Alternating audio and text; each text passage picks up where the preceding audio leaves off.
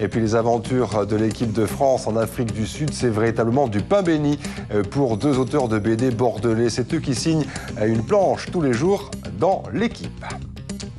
Sur la soupe à la grimace sur les visages, cette fois des supporters français après le psychodrame d'hier, digne d'une cour de récré. C'est du pain béni pour les deux auteurs girondins qui, chaque jour, dans le journal de l'équipe, croquent la vie des Bleus sous forme de bande dessinée. Mais là, franchement, ils ne pensaient pas avoir des modèles aussi risibles. Jean-Michel Petot.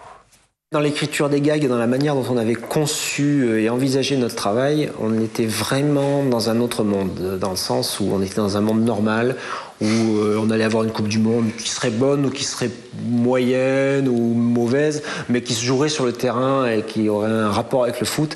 Et là maintenant, c'est clair que nos gags sont vraiment beaucoup plus sages que les gags qui se font entre eux là-bas. Et je voudrais bien savoir ce qui se passe dans les vestiaires. Il faut bien l'avouer, même pour de scénaristes rompus à l'exercice, difficile d'anticiper sur le prochain sketch concocté par le 11 tricolore. Depuis quelques jours, la réalité dépasse littéralement la fiction. Du coup, pour Edmond Touriol et Daniel Fernandez, les clashs qui secouent l'équipe de France sont à la fois une manne inépuisable et le risque d'être très vite dépassé. Preuve en est ce lundi, au moment de plancher sur le gag du jour à paraître mardi dans l'équipe, les deux auteurs sont confrontés à un sérieux dilemme, réadapter le scénario en fonction des derniers rebondissements tout en respectant le dessin réalisé lui 2 jours plus tôt et représentant l'équipe de France en train de s'entraîner au volley. Rien ne nous empêche tout simplement de faire référence au fait qu'il faut marquer un paquet de buts contre l'Afrique du Sud et que c'est encore la meilleure manière de s'y prendre pour l'équipe de France. Pas con ça.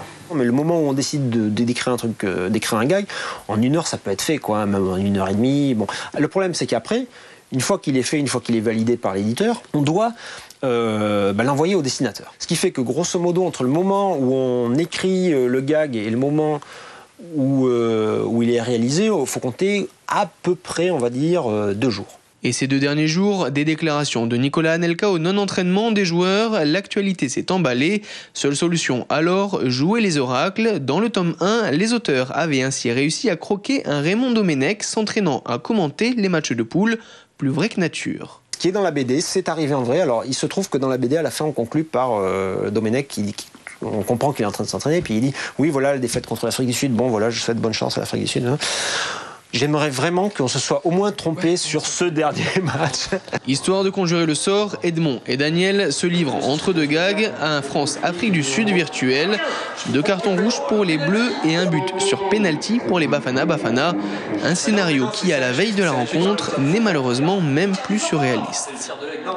Oui, c'est vrai que ça fait rire l'équipe de France. La crise justement au sein des Bleus et le spectacle que les joueurs offrent depuis quelques jours, pas vraiment un modèle pour les jeunes et pour les sportifs. Nous en reparlerons dans quelques instants avec Thierry Trigoulet, le vice-président du comité départemental olympique et sportif. Le sport justement.